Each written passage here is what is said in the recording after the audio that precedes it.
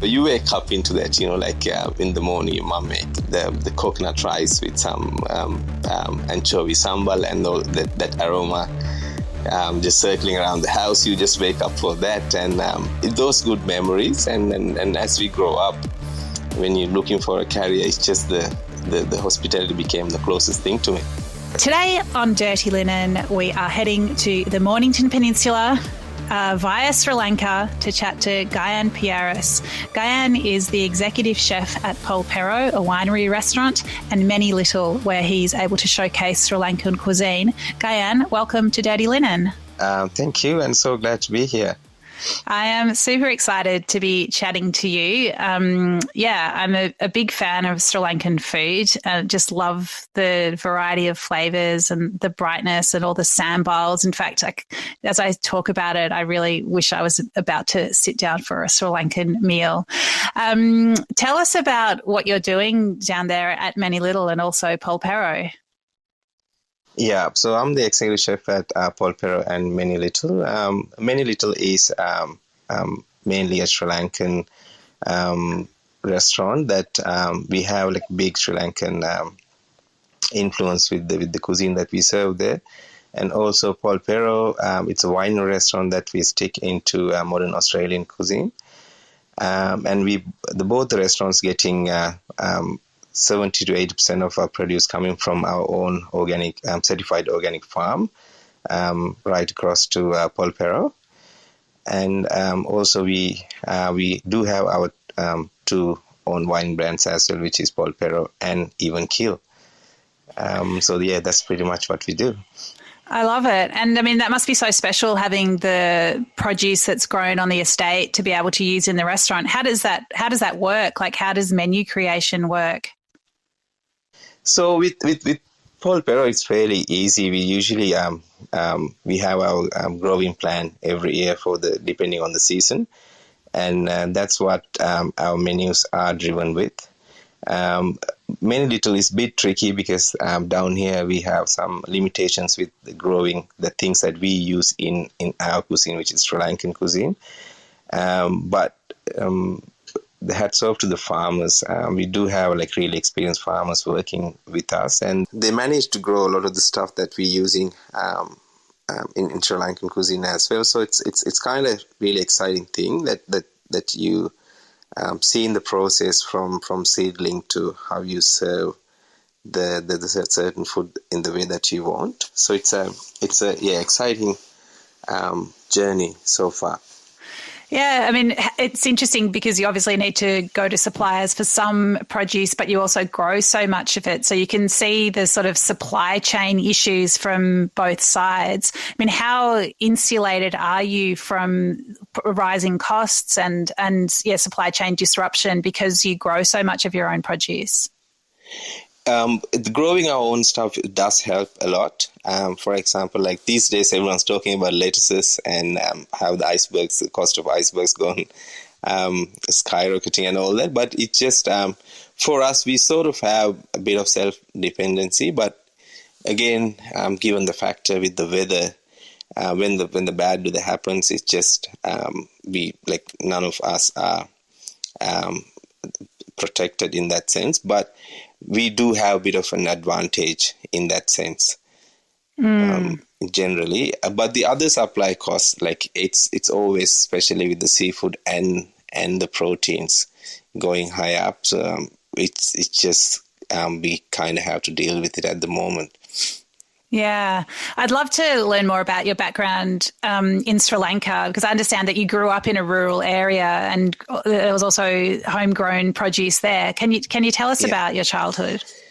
Yeah. So I was grew up in a kind of like extended family. I have 7 siblings. My dad is a farmer. He's predominantly a rice grower. So we still have our own farm, which we growing rice. And then because he's a farmer, we always have like our own veggie garden and all that. So I kind of used with growing in that environment. Most of the things that we consumed as kids were grown in our backyard. Usually the rice harvesting, the process of growing rice, it takes about 3 months to put the rice in the ground and then to harvest, and then you kind of have like a 1 month break just to replenish the soil, and during that time you sort of focus on your garden at your backyard, and then that's how it works. So it's a continuous thing, and seeing that as a child, it did help. It's one of the reasons why I sort of look into work in Mornington Peninsula as well. Just that abundance of produce and the great bunch of farmers that I really wanted to work with. Was that proximity to produce what got you into cooking as well? Yeah, of course. And growing up in a bigger family, like it's just 10 people in the family. That's like pretty much, you would say, like one sitting in a small fine dining restaurant, like so mom always cooked a lot of food, and we eat like generally rice 3 times a day. We're massive rice consumers, and a lot of curry. So you wake up into that, like in the morning, your mom make the coconut rice with some anchovy sambal and all that aroma just circling around the house. You just wake up for that, and those good memories. And as we grow up, when you're looking for a career, it's just the hospitality became the closest thing to me. After seeing all that. Yeah. Oh my goodness. I want that for my breakfast as well. So Gayan, I think people often think of rice as just like this, I don't know, a supporting player in a meal, kind of like flour. It's just something that holds up the other food. But I mean, You've grown up so close to rice, and, with rice being so fresh and so seasonal. Can you talk about, the properties that you see in this really, what is so often just thought of as a commodity? Yeah, like for us, rice is pretty much everything. Like in the first when I came here, when I talked to people about like that we eating rice 3 times a day, everyone's like, how can you eat rice 3 times a day? Rice is kind of boring, but for us, we've been using it for so long now. So the rice flour is the flour for us. And most of our desserts getting made out of rice flour, and the snacks. And also we like last summer, I experimented about 38 different varieties of rice in Many Little kitchen, just to see how we can utilize them in different formats. So it's actually not just a commodity. It's you have like a lot of other things that you can make, or you can a lot of other ways that you can use. That's how we use rice, as it's not just that a staple food. From and also like the whole growing thing as well for their lifestyle, from the husks to the other crops that we grow in between with the rice paddies, and it's just a combined thing. So it's as I said, it's not just a commodity for us, and then I seen that since very beginning. So it's a big part of our life. It was a bit of a revelation for me, or, I realized how ignorant I was about rice when I learned that sushi chefs sometimes use rice of different ages when preparing different dishes. Is there that same culture in Sri Lankan food around rice that's fresh and rice that's been aged for longer?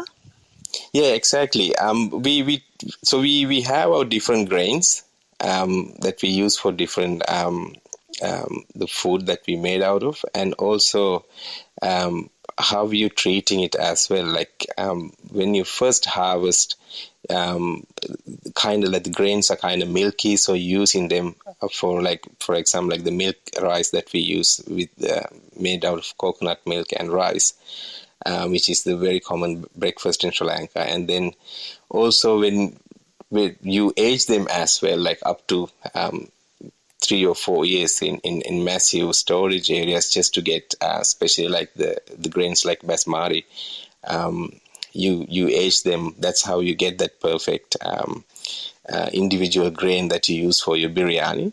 So and also the in the process, the broken rice that you make, when you husking them, you use them for a different purpose as well. So it's rice is a serious business for us, and we do look for the best quality rice, and they all have their individual properties that you can utilize on different things that you made out of. Oh, I love it. I just love, just learning. There's always so much to learn about food. Yeah, also there's a massive, these days, a lot of people experimenting with the heirloom varieties as well, like we do in Many Little, and we're using quite a few heirloom Sri Lankan rice varieties that we're making crackers or papadums, or some of them we use for, we're making a special milk rice version for one of our courses in there. It's called Sondal, which is one of the oldest rices that grow in Sri Lanka. Now they all coming to spotlight, which is with this younger generation of chefs who's trying to bring those things to the international level. It's very exciting. Yeah, it's so exciting. I mean, what was it like for you as a kid to be in among the rice fields? I mean, was it a place that you would spend a lot of time? Were there like frogs there? Like, what was it like? Yeah, of course. So, we sort of, I grew up in my house was in a rice paddy. So it was just, we had like a 10-acre property that, we inherit from our grandparents, and it just so during the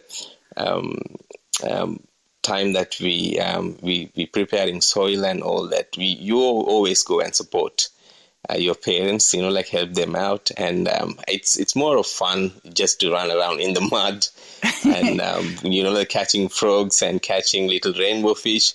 Catching rainbow fish was a big thing. A lot of kids doing in the morning, and then during the harvesting time also. After the harvest, just that empty fields are our cricket grounds. So you play, you make your cricket pitch in there, and then you play cricket like from morning till it get dark. Like this. Then the parents come and drag us until pretty much you play cricket there, and then harvesting season, usually once you harvest it, husking is mainly getting done.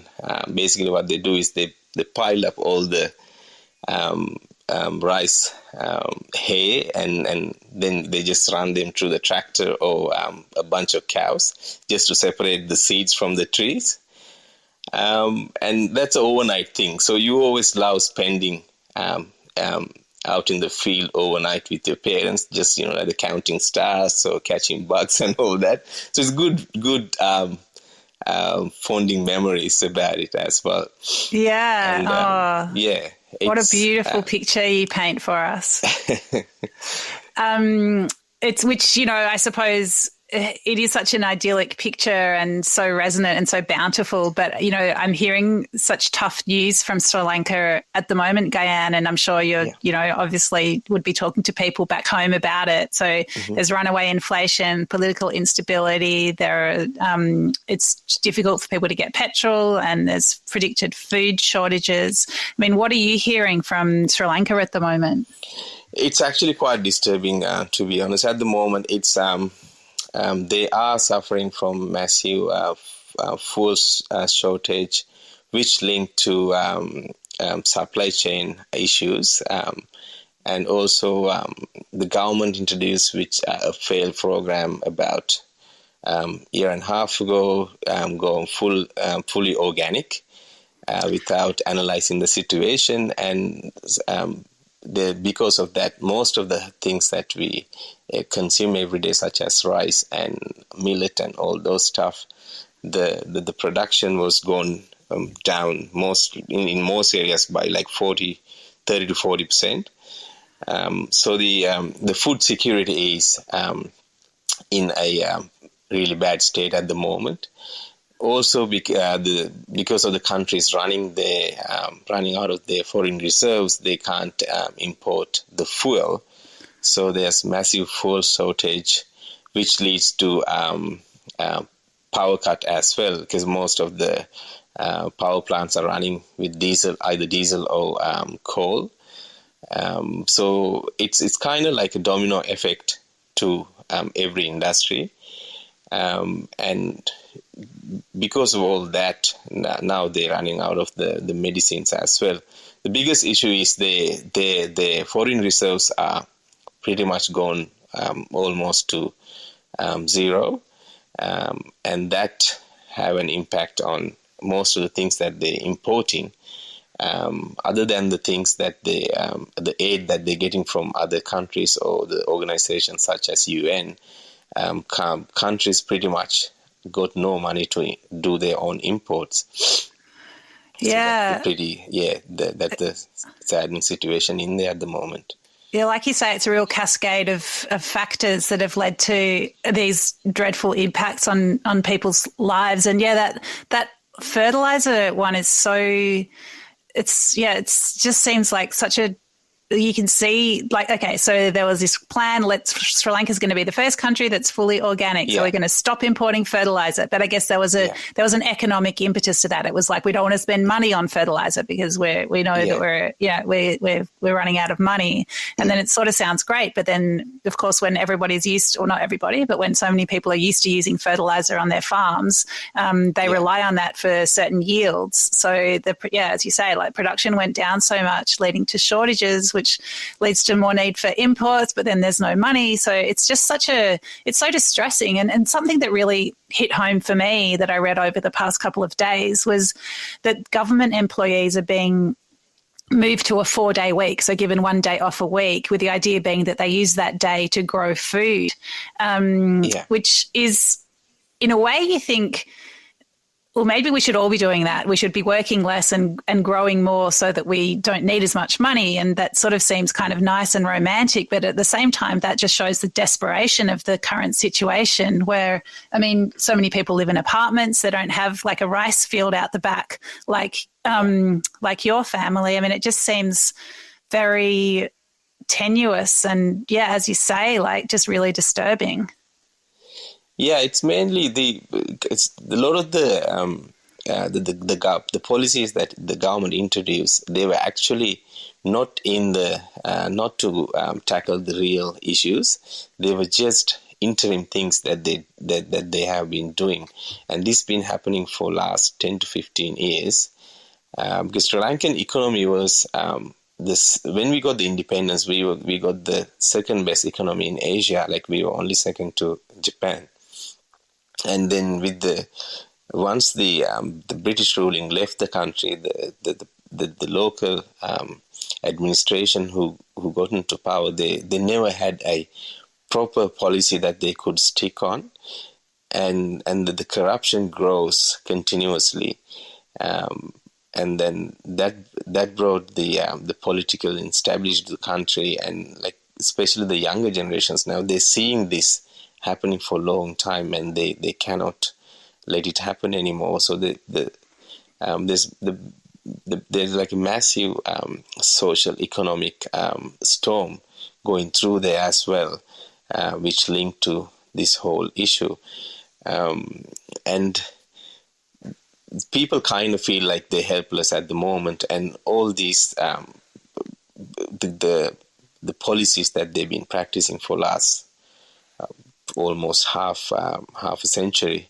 are failing, and so that's why the people expecting the administration to take a different path.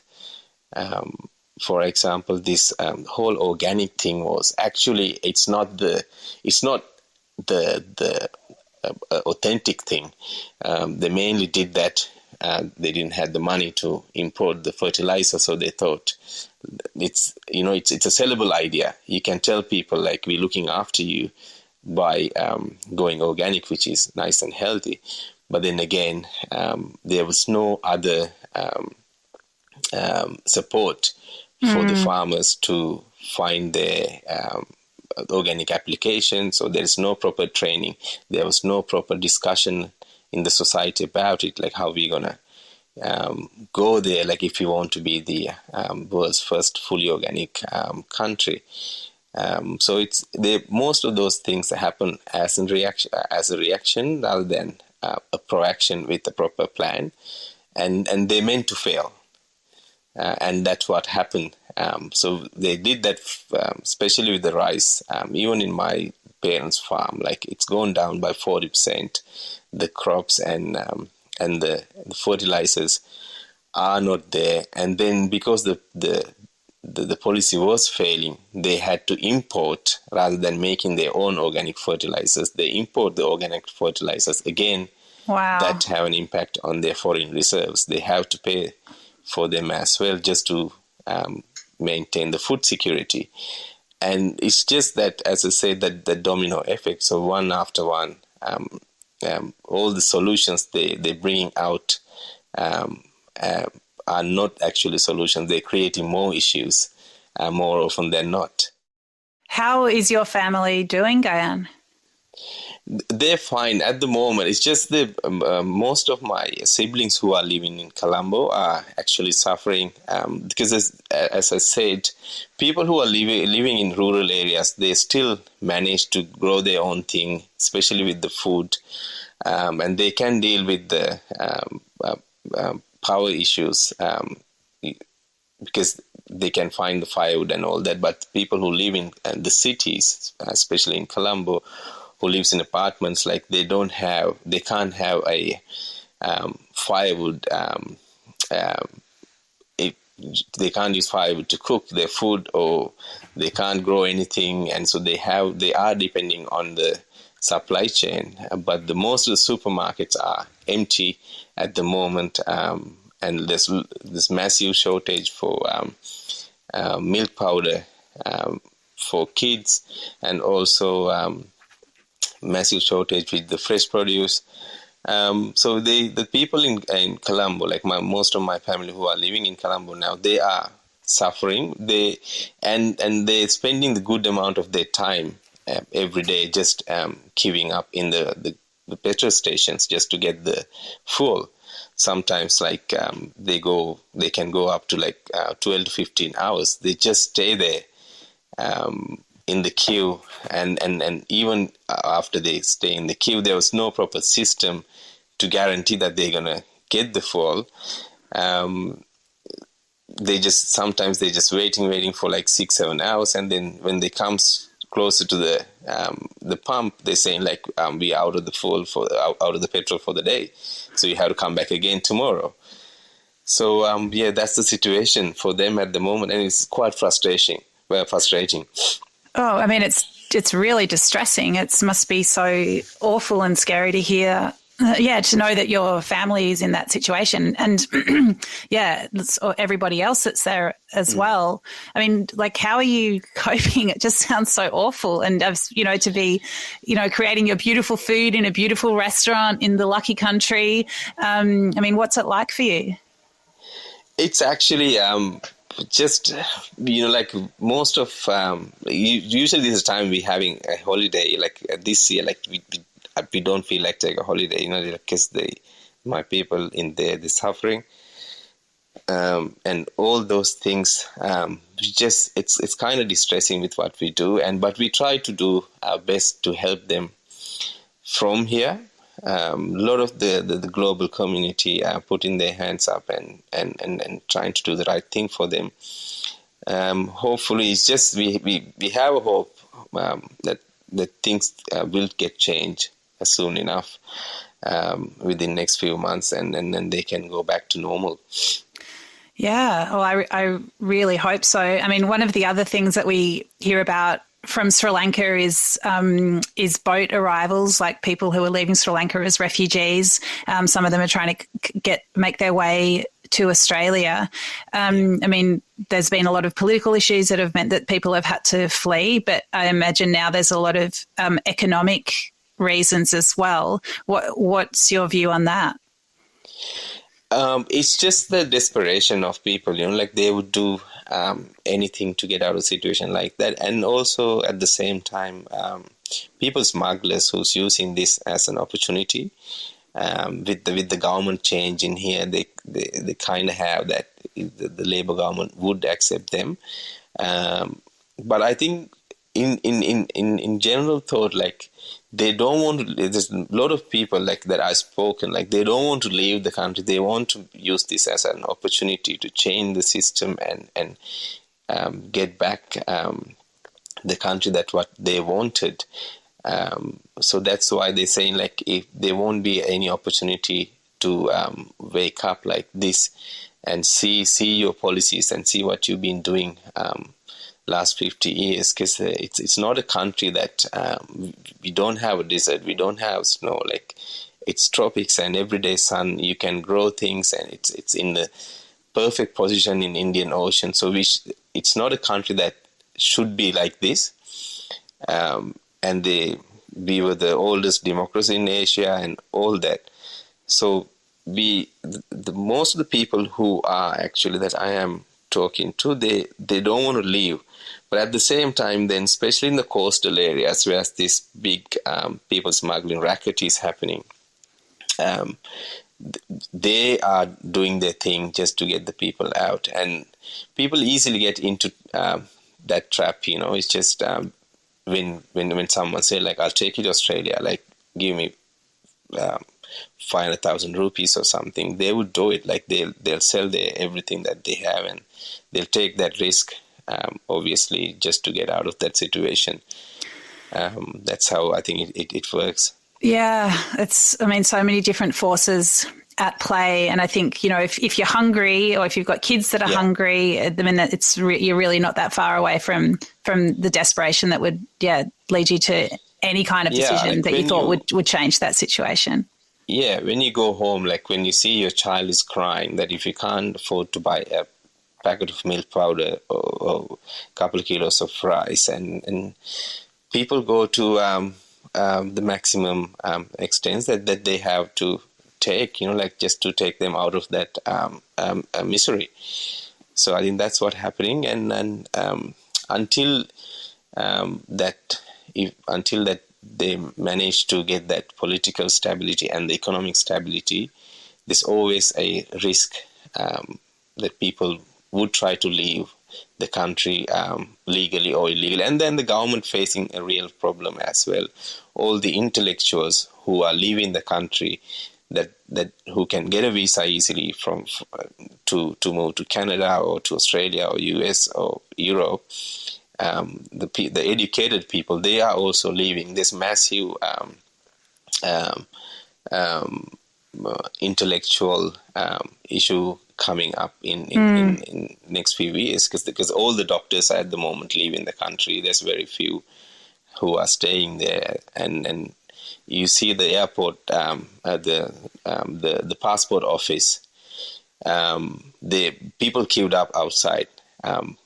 Massive number, like they say, like the system getting crashed down because of the sheer number of applications coming through, and they can't handle it. So everyone's trying to flee the country in legal way and illegal way, which is mainly because of the desperation to live. Yeah. It's huge stuff. Gayan, let's switch gears and tell me, if I come to see you, I mean, I'd love to come to Polperro, but I'm going to go to Many Little first, because I want you to feed me some Sri Lankan food. If I come down, what will you feed me? So Many Little, our signature is the thali, which is the we do have a cocktail bar, which and the bar menu. Also, we have a restaurant menu, which is a set menu that we serve 7 courses. The hero is the thali, which is our Sri Lankan curries and hoppers and rotis, chutneys and relishes. So it's pretty much the Sri Lanka on a plate, I would say. So then you have this really cool again, Sri Lankan infused the cocktails and the bar menu that you can sit down and have a casual bar meal in there. Again, you will get a curry in there as well. Yeah, I really want to. I want that all in front of me. I want to, enjoy those flavors. You're very welcome to come down there. Thank you. Gayan, I hope next time we speak that, there's better news for, Sri Lanka and your family and your friends back there. But thank you so much for sharing your perspective with us today. I think it's so many people in Australia have really strong connections with Sri Lanka. And, my heart really goes out to everybody who's doing it so tough. But, thanks for chatting today. Really appreciate it. Thank you. Thank you very much. And thanks for having me.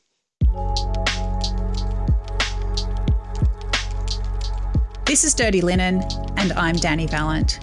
We air the issues that the hospitality industry finds hard to talk about, hearing from different people with unique perspectives. We want to hear from you as well.